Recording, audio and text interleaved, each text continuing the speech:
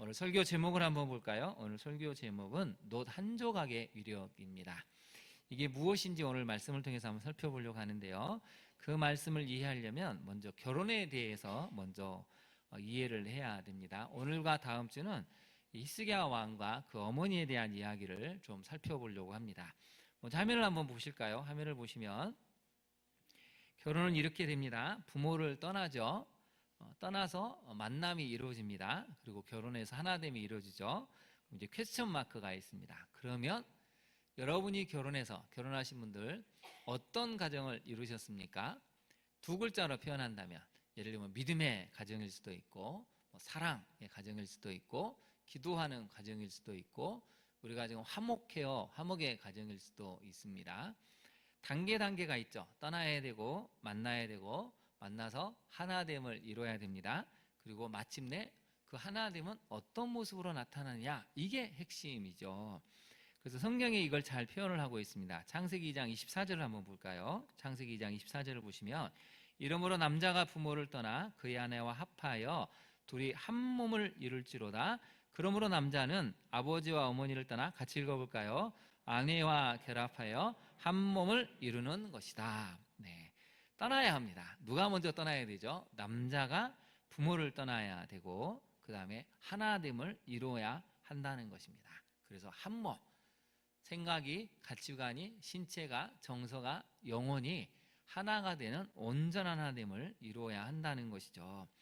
그래서 여러분, 결혼에 대해서 우리가 이제 많이 고민을 해봐야 되는데, 제가 이제 이전에 교회상 권사님이 있으셨습니다. 이 권사님이 워낙 신앙도 좋으시고 능력이 출중해서 이분이 속한 부서는 아무튼 뭔가를 이뤄냅니다.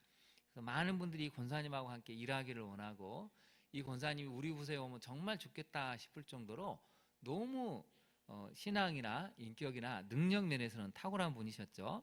근데 이분이 어느 날 자신의 결혼 이야기 스토리를 들려주셨는데 이분이 원래 믿지를 않으셨습니다. 그래서 이제 연애를 하다 보니까 자기 신랑 될 남자친구가 교회를 다닌 것이죠. 교회는 어떤 곳이지? 하나님은 누구길래 저렇게 열심히 믿을까? 그렇게 생각을 하고 자신하고는 상관이 없다고 생각했습니다. 그냥 좋으니까 결혼해야지. 그러다가 이제 상견례 자리가 됐습니다. 근데 여러분, 상견례는 굉장히 긴장되는 자리 아닙니까? 신랑의 부모님부터 친척들이 다 모여서 상견례를 하는데 그 중에 이제 시아주버님 된 분이 중간에서 자리를 탁 박차고 일어나더니 자기 신랑한테 이렇게 얘기를 했다는 것입니다. 네가 어떻게? 너가 어떻게 내가 목사인 줄 알고도 어떻게 믿지 않는 아가씨를 데려와서 결혼하겠다고 하냐고. 나 이 결혼에 찬성 못해.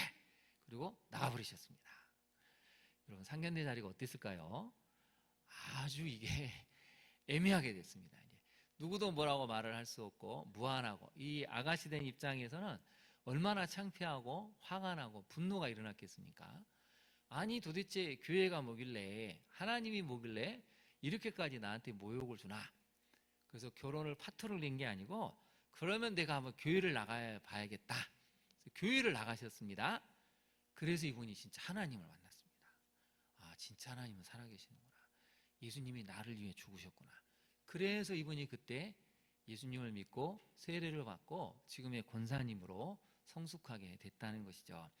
제가 이렇게 말씀을 드리면 또 많은 분들이 그래, 믿지 않은 사이 며느리 얻어도 괜찮아, 이렇게 생각하실 수 있지만 그런 경우는 여러분 100명 중에 2~3명에 불과합니다. 그래서 우리는 신결혼에 대해서 많이 생각을 해봐야 되는데요. 오늘 첫 번째 메시지를 한번 살펴볼까요? 첫 번째 메시지를 살펴보면 같이 한번 읽어보겠습니다. 시작.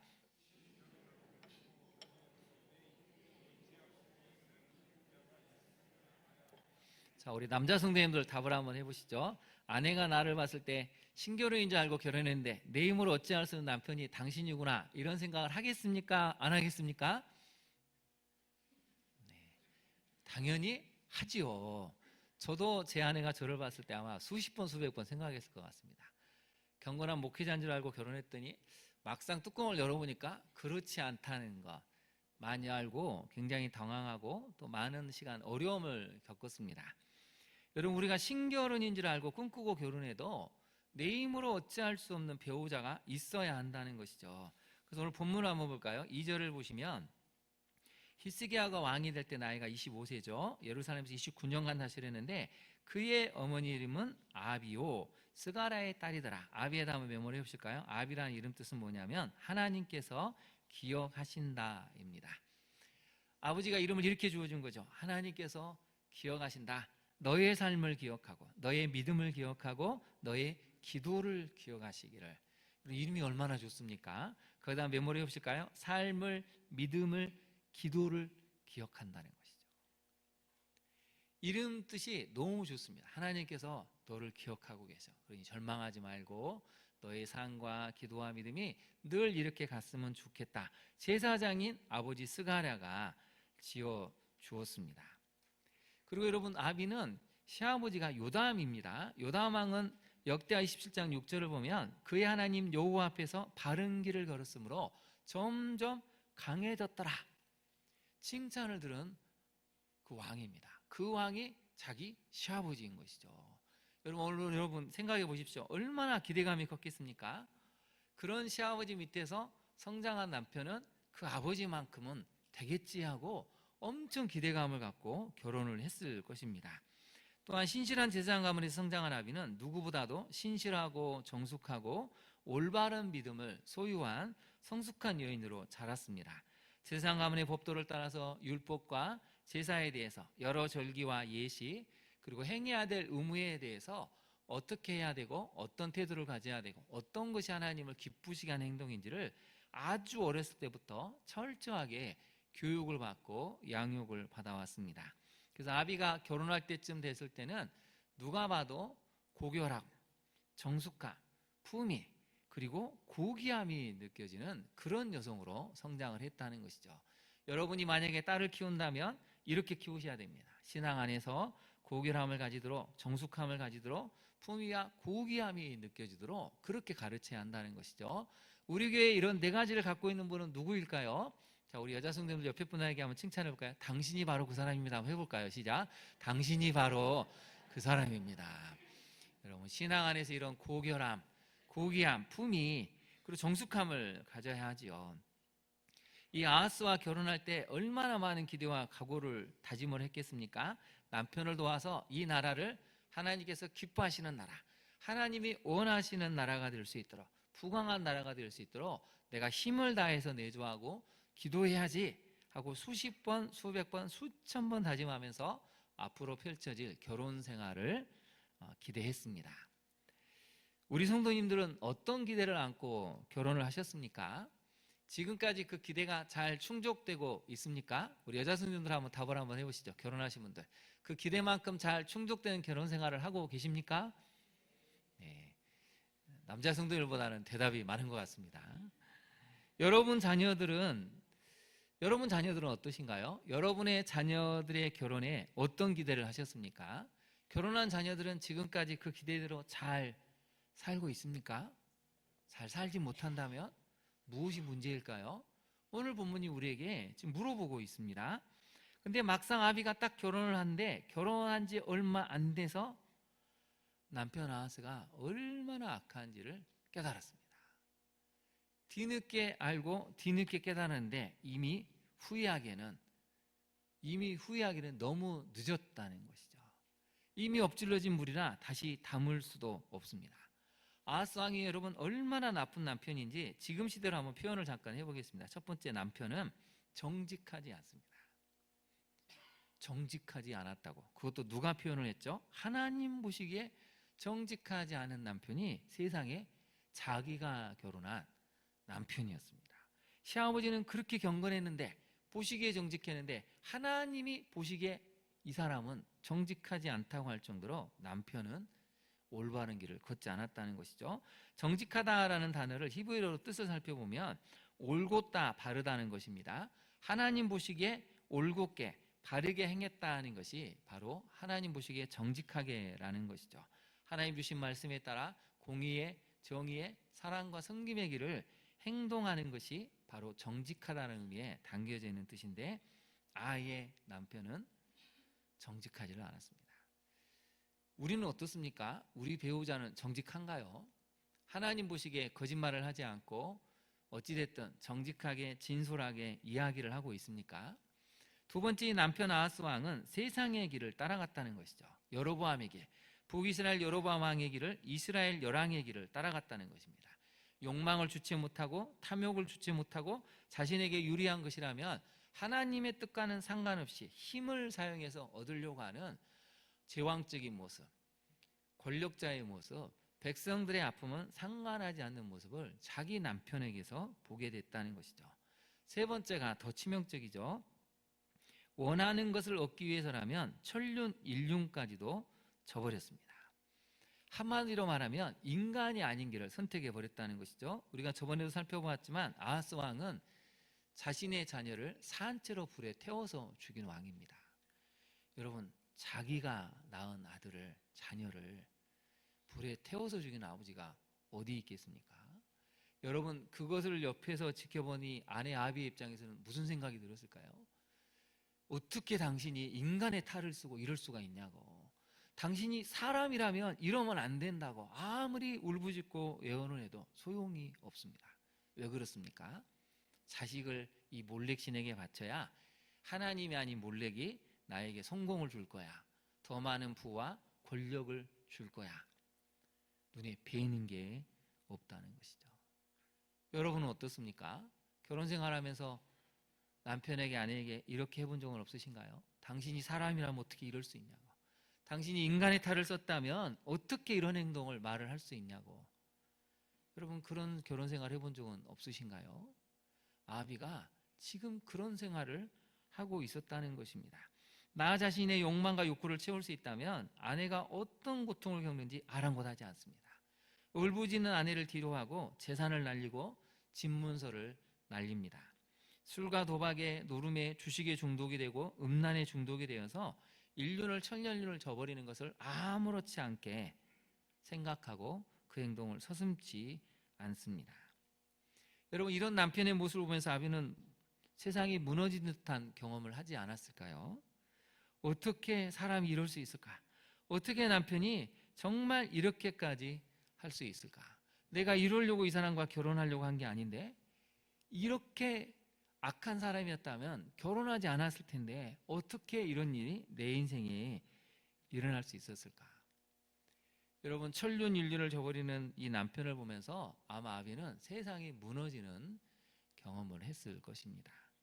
맨날 며칠 울부짖고 통곡을 해도 남편은 끔찍도 하지 않죠. 네 번째 더 큰 문제는 뭐냐면 결정하는 것마다 더 악수를 둔다는 것입니다.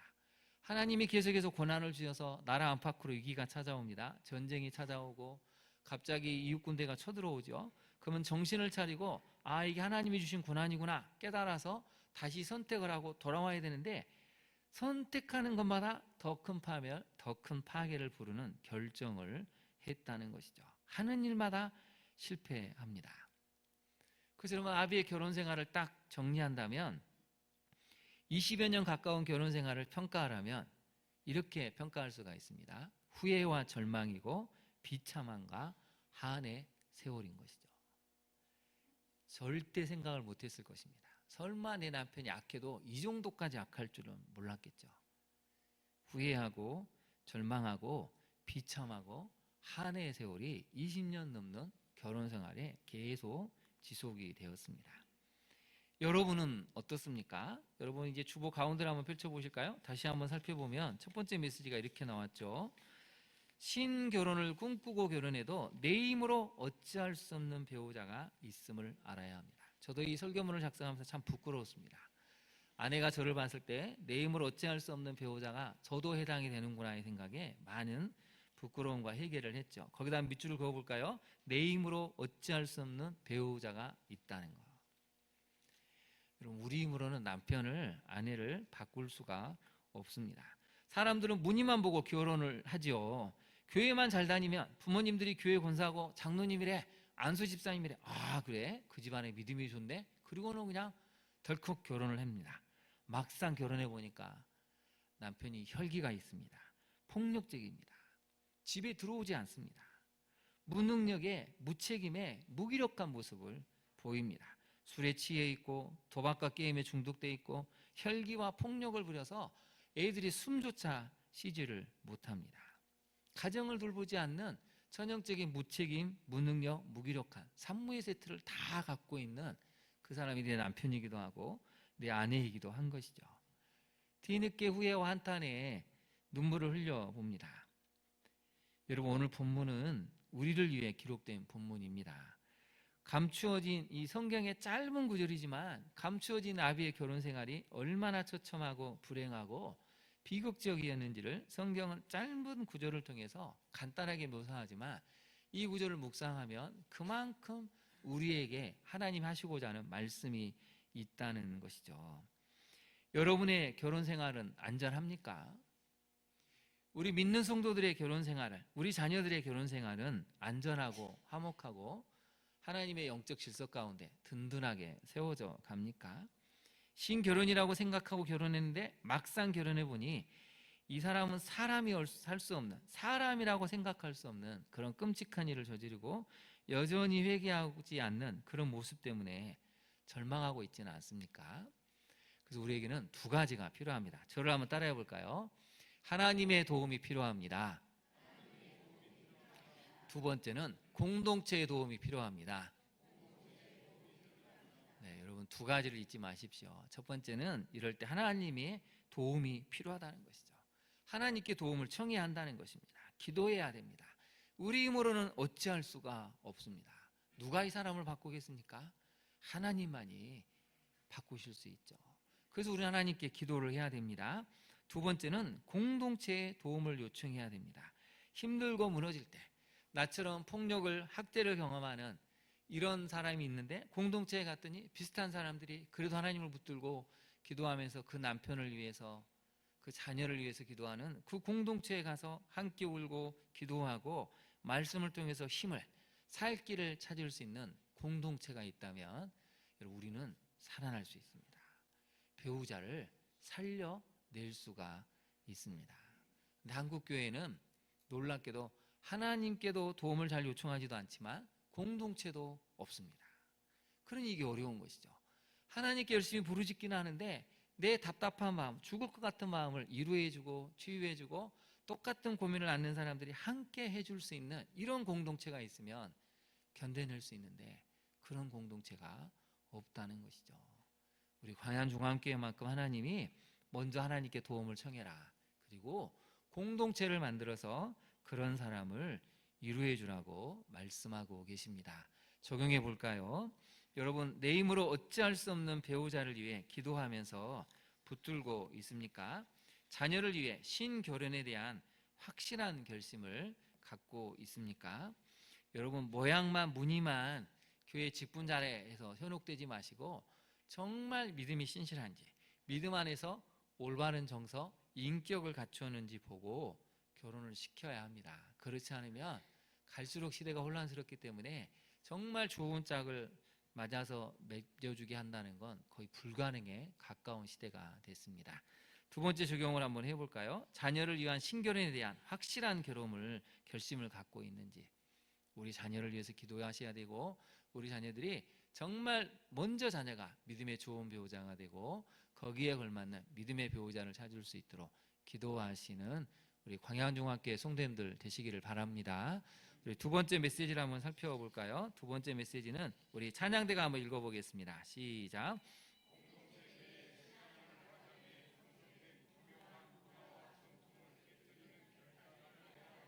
네, 히스기야 왕은 왕위에 오르자마자 신속하게 개혁을 하고 나라를 안정시켜 가는데요.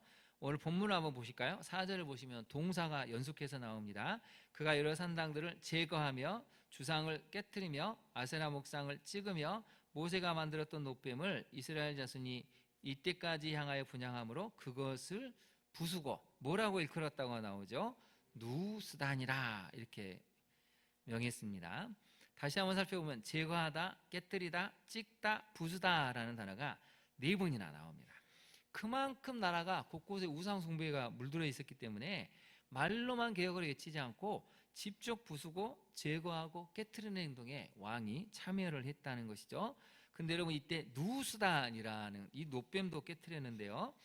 거기다 밑줄을 그어보실까요? 이스라엘 자손이 이때까지 향하여 분향했다고 나오죠.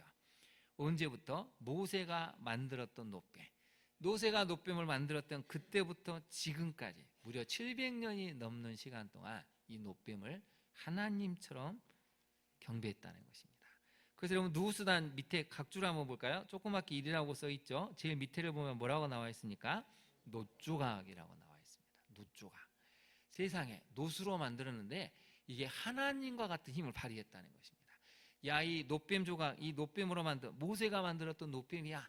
여기 가서 빌면 그 옛날 이스라엘 백성들이 죽음의 고통에서 놋뱀만 봤을 때 살아났던 것처럼 치유가 일어난대, 회복이 일어난대, 기적이 일어날 수 있대. 그래서 사람들이 그때부터 숭배를 했다는 것입니다. 민수기 21장 3절에서 9절을 보면 여기와 관련된 사건이 일어나는데요. 이스라엘 백성들이 광야길을 행진하다가 길로 말미암아 마음이 상했다라고 나옵니다. 출애굽을 했는데 길이 너무 힘드니까 또 마음이 상합니다. 여러분 우리도 그러지 않습니까? 신앙생활을 열심히 하면 하나님이 고난을 안 주실 줄 알았는데 자녀 고난이 있습니다. 물질의 고난이 있습니다. 건강의 고난이 찾아오기도 합니다. 인간관계의 고난이 찾아오죠. 길이 힘들어집니다. 그럼 사람은 본능적으로 어떻게 할까요? 원망합니다. 내가 하나님을 이렇게까지 믿고 있는데 이럴 수 있습니까? 이스라엘 백성도 똑같았다는 것이죠. 길로 말미암아서 마음이 상하니까 하나님을 모세를 원망을 했습니다. 그래서 하나님이 어떻게 하셨냐면 불뱀들을 보내셨죠. 여러분 수십 마리 수백 마리가 아니고 수천 마리를 넘어서 수만 마리의 불뱀들이 갑자기 나타났습니다. 그 성서학자들은 이렇게 해석합니다. 원래 불뱀이 광야에 많았는데 하나님이 광야를 지나간 이스라엘 백성들을 보호하시기 위해서 불뱀들을 막으셨다는 것이죠. 근데 불평하고 원망하니까 하나님께서 막으셨던 불뱀들을 풀어놓으신 것이죠. 그래서 백성들이 이 불뱀에 물려서 많이 죽게 되는 상황이 발생했습니다. 그래서 이 백성들이 달려와서 우리가 잘못했습니다. 제발 불뱀을 물리쳐 달라고, 우리가 잘못했으니 하나님께 기도해서 이 불뱀이 물러갈 수 있도록 해달라고 요청을 합니다. 그래서 하나님께서 뭐라고 말씀하시냐면 불뱀을 장대 위에 매달아 물린 자마다 그것을 보면 살 수 있도록 하라고 명령을 하셨죠. 그래서 모세가 놋으로 놋뱀을 만들었습니다. 그래서 이 장대에 달아서 누구든지 딱 쳐다보기만 하면 뱀에게 물린 사람은 다 낫게 되는 기적이 일어났다는 것이죠. 근데 히스기야 왕이 이것을 부숴버렸습니다. 여러분 생각해 보십시오. 700년 동안 이 놋뱀이 상징 어떤 기적의 이정물로 지금 보관이 되어 있었습니다. 일종의 상징물 기념물로 보관이 되었는데 문제는 기억하고 추억하고 그래 우리가 어려울 때 하나님께 찾아야 된다. 하나님을 찾아야 되고 우리가 원망하면 안 되는구나. 신앙의 정신을 가르쳐주고 이어받게 해야 되는데 문제는 이게 숭배의 대상이 돼버렸다는 것이죠. 시간이 지나면서 하나님도 섬기지만 이 놋뱀을 보면서 놋뱀에도 의미가 있어 보입니다. 그래서 여러분 인간은 보는 것에 현혹이 참 쉽습니다.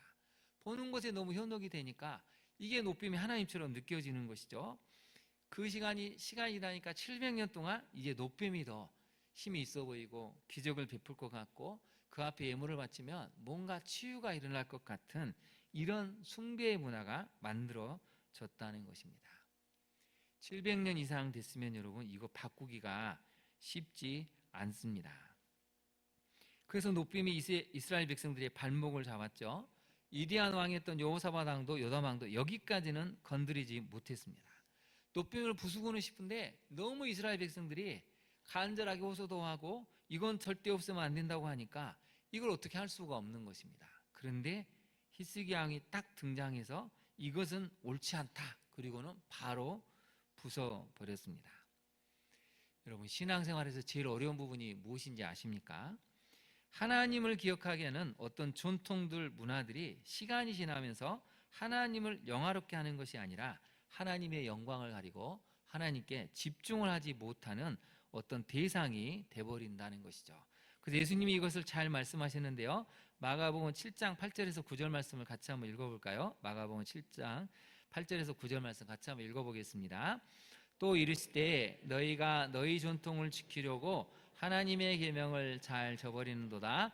또 주께서 그들에게 말씀하시기를 너희 자신의 전통을 지키기 위해 너희가 하나님의 계명은 하나님의 계명을 어떻게 한다고 나옵니까? 잘 저버린다, 쉬 저버린다고 번역성가 이렇게 번역을 하고 있습니다. 예수님의 제자들이 손을 씻지 않고 음식을 먹으니까 바리새인들과 서기관들이 비난을 한 것이죠. 왜 전통을 지키지 않느냐? 예수님이 이렇게 답하신 것이죠. 너희 전통을 잘 지키려고 하나님의 계명을 버리는 이 어리석음을 버려야 한다는 것입니다. 여러분, 우리 교회는 그렇지 않지만 오늘날도 교회 안에 전통이라는 이름으로 하나님보다 그것을 더 앞세우는 것이 참 많이 있습니다. 그것을 깨트리지 않으면 그게 말씀보다 전통이라는 이름으로 더 앞서 나가서 하나님보다 이력을 발휘하고 건드리지 못하는 노뱀과 같은 역할을 하게 된다는 것이죠. 이건 좀 재밌는 이야기이긴 한데 여러분 한번 볼까요? 우리 교회 예배 시간은 어떻게 되어 있습니까? 8시 50분이죠. 제가 9시로 바꿔보려고 했는데 못 바꿨습니다. 왜 못 바꿨을까요? 익숙하니까. 수요일 날도 예배 시간이 어떻게 되죠? 7시 40분입니다. 그래서 저는 또 7시 30분으로 바꾸고 싶었는데 못 바꿨습니다. 왜 그랬을까요? 전통이니까. 이걸 바꾸자는 얘기가 아니라 제가 깨달았습니다. 이건 좋고 나쁨이 아니구나. 이걸 굳이 바꿀 필요가 없고 이것은 익숙하고 아무 문제가 없다면, 그래서 저는 이제 내려놨습니다. 7시 40분이 맞구나, 8시 50분이 맞구나. 그건 큰 문제가 아닌데 더 큰 문제는 뭐냐면 우리가 만들어놓은 진짜 어떤 문화들, 전통들은 사람을 옥죄게 한다는 것이죠. 대표적으로 유교로 만든 많은 문화들이 그런 사람들을 옥죄게 하지 않습니까? 제사 문제도 그렇고 여러 가지 조축 문제도 그렇고 유교 문화가 만든 폐해가 상당히 많이 부작용을 나타내는 것을 볼 수가 있죠. 여러분의 가정의 문화는 어떻습니까? 가정에 아픈 폭력이 있고 학대가 있는데 절대 나가서 말하면 안 돼, 이런 문화를 만들 수가 있죠. 그게 당연한 것으로 치부해서 말하지 못하게 하고 말할 수 없는 그런 가정의 문화, 교회 문화가 있다면 이것은 바꿔야 한다는 것입니다. 그래서 여러분 한번 적용을 한번 해볼까요? 교회 안에 문화와 전통이라는 이름으로 하나님보다 앞선 것은 없습니까? 가정에 잘못 형성된 문화를 말씀의 가치관을 가지고 여러분 깨트리고 있습니까? 깨트려야 될 것은 깨야 한다는 것입니다. 그래서 히스기야 왕이 위대한 점은 이것을 방관하지 않고 올바르게 하나님의 마음을 가지고 깨트렸다는 것이죠. 세 번째 적용을 한번 해볼까요? 이제 세 번째 메시지입니다. 우리 같이 한번 세 번째 메시지를 읽어보겠습니다. 형통한 사람은 안팎의 힘든 상황에서도 하나님만을 의지하고 연합하는 사람입니다.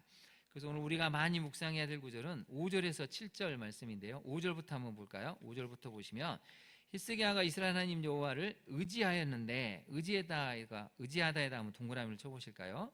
의지하다라는 단어는 신뢰하다라는 뜻입니다. 하나님을 신뢰하고 따랐다라는 의미죠.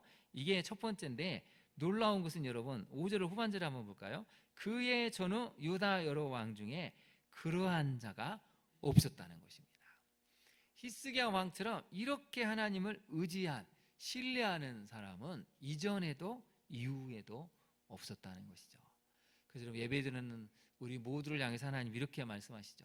이전에도 이후에도 광양중앙교회에서 신앙생활하는 우리 집사, 권사, 장로가 정말 그렇게 불리기를 원한다라고 하나님이 원하신다는 것이죠. 그래서 여러분 옆에 사람에게 한번 칭찬해 볼까요? 우리 집사님, 권사님, 장로님은 이전에도 이후에도 없는 믿음을 갖고 계십니다. 한번 칭찬해 볼까요? 시작. 이전에도 이후에도 믿음을 갖고 계십니다. 여러분 그렇게 믿으십니까? 이전에도 이후에도 볼 수 없는 그런 믿음을 우리 장로님들의, 권사님들이, 집사님들이 갖고 계시는구나, 칭찬해야 한다는 것이죠. 여러분 우리 광양중앙교회가 또한 이런 교회가 되어야 됩니다. 광양중앙교회만큼 이전에도 이후에도 이런 교회가 없었다 할 만큼 교회 치유가 돼야 되고요, 회복이 되어야 되고 부흥의 역사가 나타나야죠. 성령의 충만한 역사, 말씀이 살아있는 역사가 나타나면 이전에도 이후에도 없는 교회였다라고 하나님이 칭찬하시지 않겠습니까? 우리 교회가 그런 교회가 되기를 바랍니다. 정말 이전에도 이후에도 찾아보기 어려울 만큼 성령의 능력이, 기도와 말씀이 살아있는, 서로를 섬기고 영혼을 살리는 그런 하나님이 기뻐하시는 교회로 갈 수 있기를 우리 모두가 기도하고 또 전심을 다해서 충성하는 우리 성도님들 되시기를 바랍니다. 히스기야 왕은 이전에도 이후에도 그러한 왕이 없었다 할 만큼 칭찬을 들었죠. 6절 한번 볼까요? 두 번째가 나오는데 여호와께 연합했다는 것입니다. 연합했다 한번 동그라미를 쳐보실까요? 이건 뭐냐면 꼭 매달리다 라는 뜻입니다. 꼭 매달리다. 절대 나는 당신을 떠나면 죽을 것 같으니까 아예 그냥 탁 붙들어서 절대 떨어지지 않았다는 것이죠. 하나님께 꼭 매달렸다. 다른 한편으로는 하나님께 신실함을 유지했다는 것입니다. 마지막 세 번째를 한번 볼까요? 세 번째를 하면 6절 마지막에 여호와께서 모세에게 명령하신 계명을 어떻게 했다고 나옵니까? 지켰더라. 그래서 여러분 세 가지가 있어야 됩니다. 하나님을 의지하는 것, 하나님께 연합하는 것, 세 번째는 지키는 것. 그러면 무슨 일이 생기느냐? 7절을 한번 보실까요? 여호와께서 그와 함께 하심에 그가 어디로 가든지 형통하였더라. 이 세 가지가 전제가 돼야 됩니다. 하나님이 함께 하셔서 어디에서 무엇을 하든지 형통한 삶은 앞에 세 가지, 곧 하나님을 의지하고 하나님께 연합하고 말씀을 지키면 하나님이 동행하셔서 형통한 삶을 주신다는 것이죠. 구약에서 이걸 잘 보여주는 사람이 딱 한 명 있습니다. 그게 누구냐면 창세기 39장 23절 한번 볼까요? 창세기 39장 23절 같이 한번 읽어보겠습니다. 간수장은 그의 손에 맡긴 것을 무엇이든지 살펴보지 아니하였으니 이는 여호와께서 요셉과 함께 하심이라. 여호와께서 그를 범사에 형통하게 하셨더라. 아멘. 요셉과 함께 하시니까 삶의 결과가 뭘로 나옵니까? 범사에 형통함으로 나왔다는 것입니다. 그래서 여러분 오늘의 세 가지를 잘 기억하시면 좋겠습니다. 하나님과 동행하여 형통한 삶을 살려면 다시 한번 말씀을 살펴볼까요? 첫 번째 하나님을 의지하는 것, 두 번째 하나님께 연합하는 것, 세 번째가 무엇이었습니까? 하나님의 말씀을 지키는 것. 그러면 형통하게 된다는 것입니다. 적용을 한번 해볼까요? 여러분 지금 안팎으로 힘든 상황은 무엇입니까? 히스기야 왕은 안팎으로 사실 굉장히 힘이 듭니다. 아수르 군대가 북이스라엘을 침략하고 이제 곧 멸망할 그런 시점이 돼 있죠. 개혁을 하려니까 말이 쉽지 얼마나 곳곳에서 반발하는지 모릅니다.